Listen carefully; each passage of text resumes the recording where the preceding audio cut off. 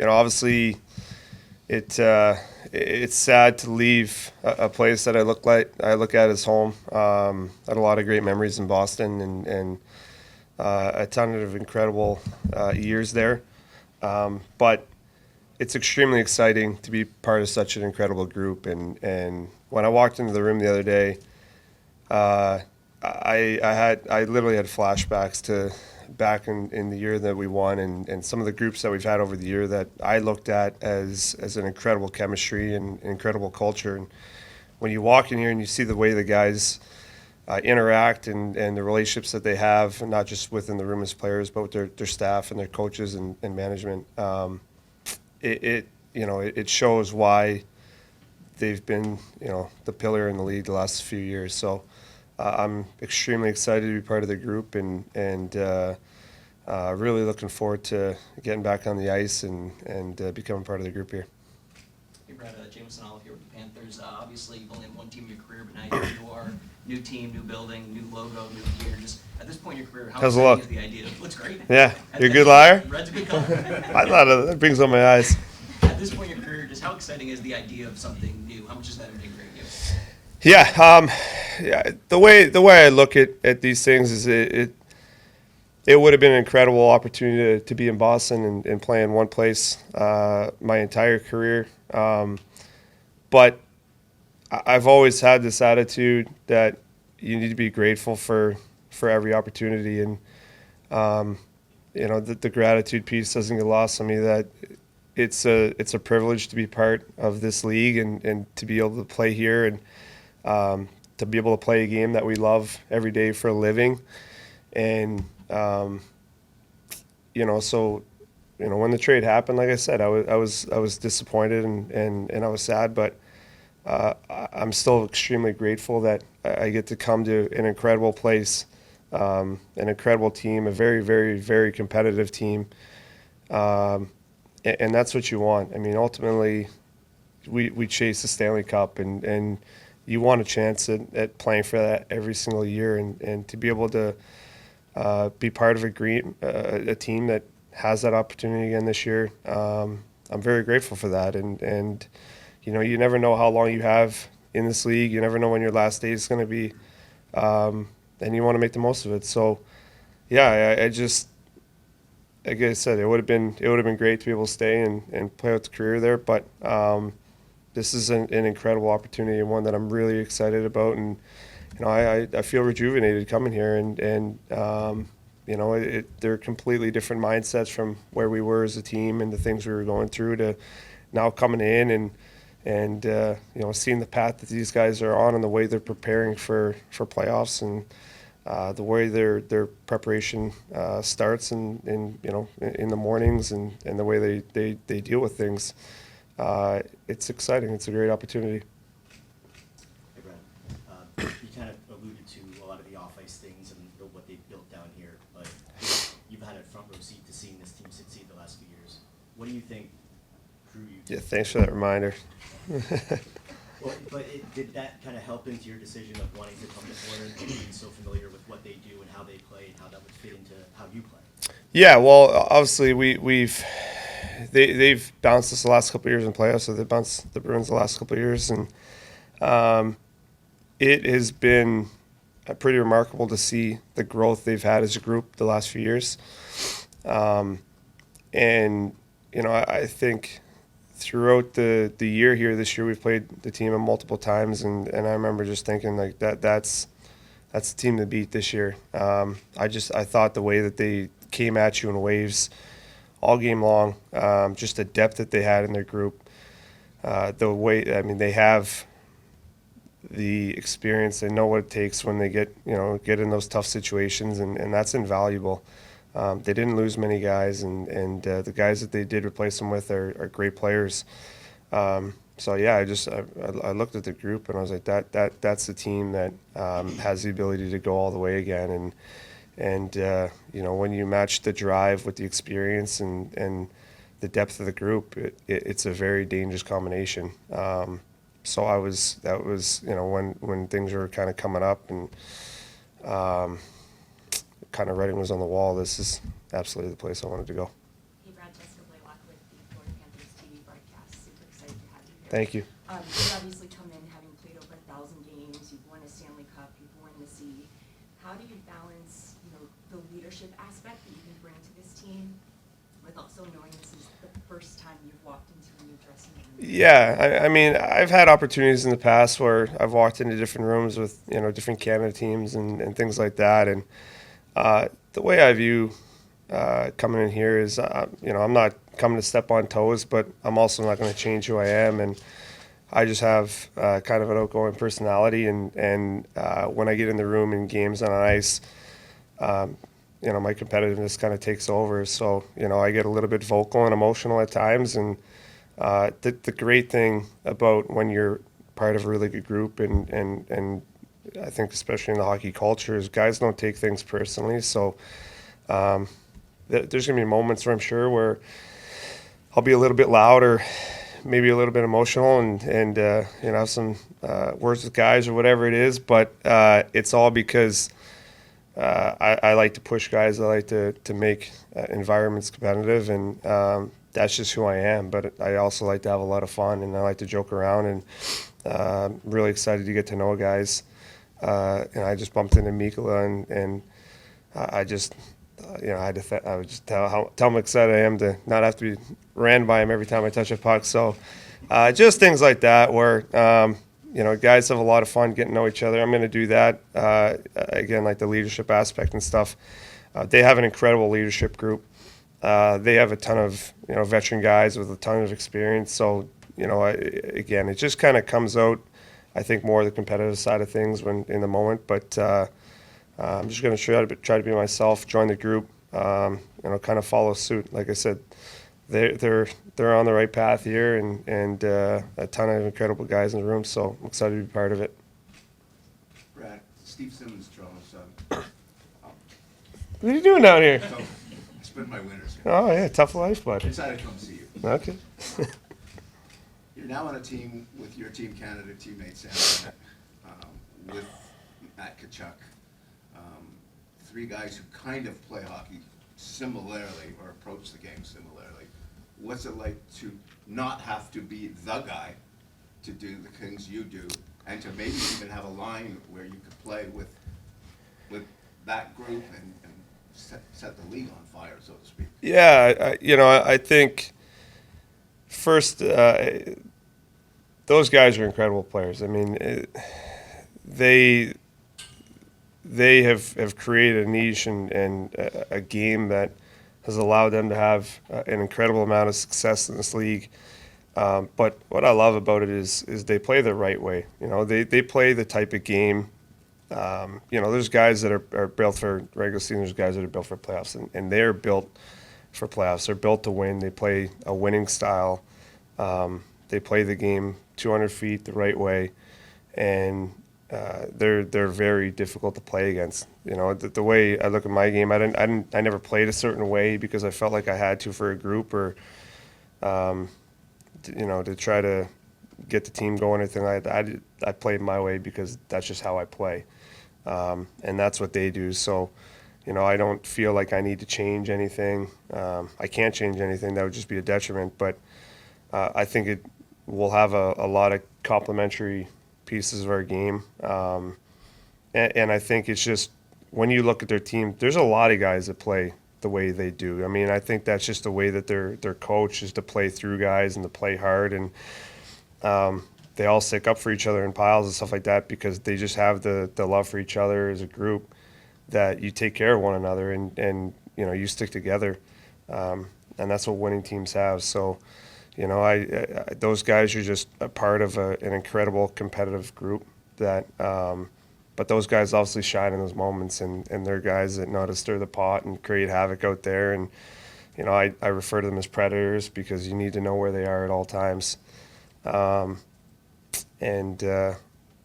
are the guys that you want on your team. Those are the guys that you want to go to battle with and you want to compete with. And I'm really, really excited that I had the opportunity to play with Benny and Rhino. And there's multiple guys I've played in the past that are like that too as well. Like Gruzy is like that. I love Gruzy. And so, yeah, when you have that many guys in a team that play like that, it's a dangerous combination.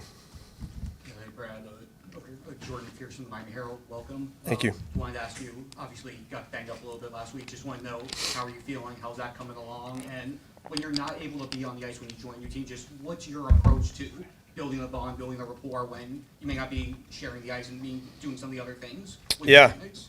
Yeah, it's. I mean, I'm feeling.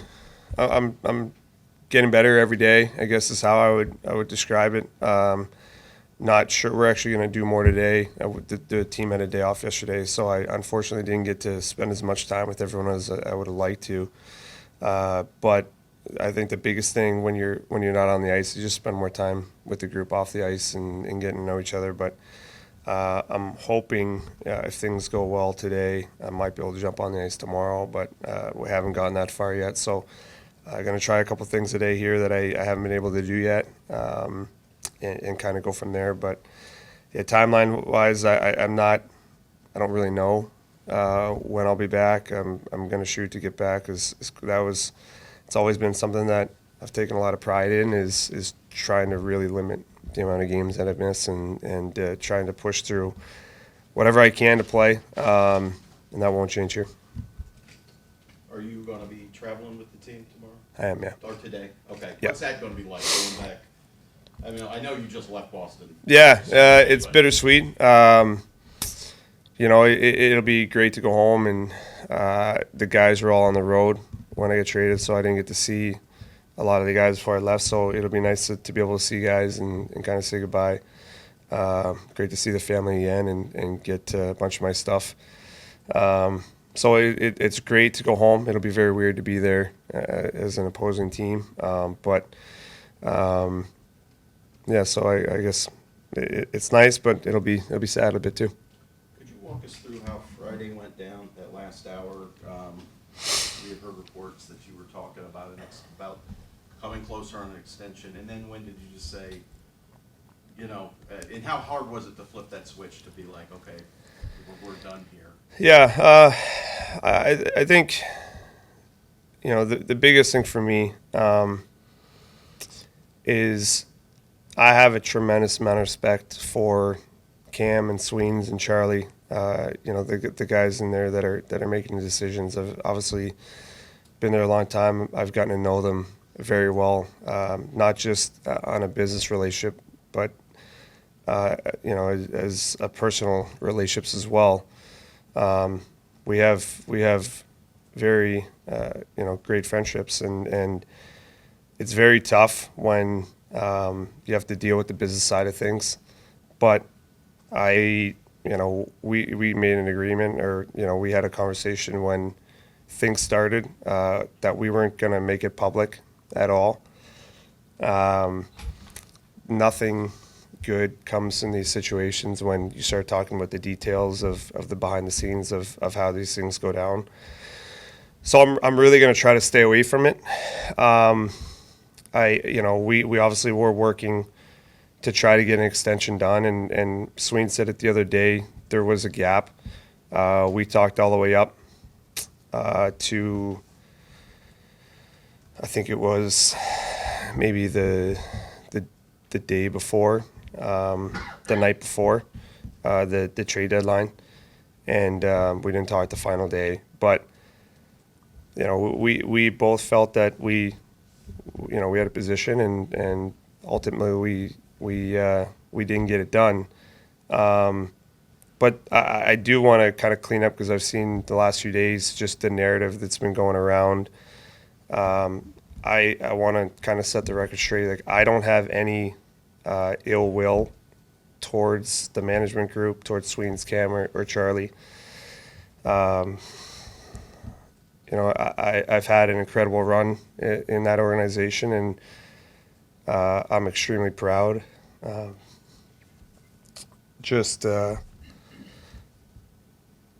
How things went there.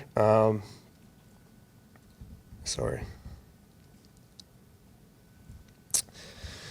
So yeah, it was very disappointing that things didn't get done, just because obviously I love the organization. I wanted to stay there. But at the end of the day, I also know that business is business, and every player has a shelf life. And regardless if that's when we want it to be or not.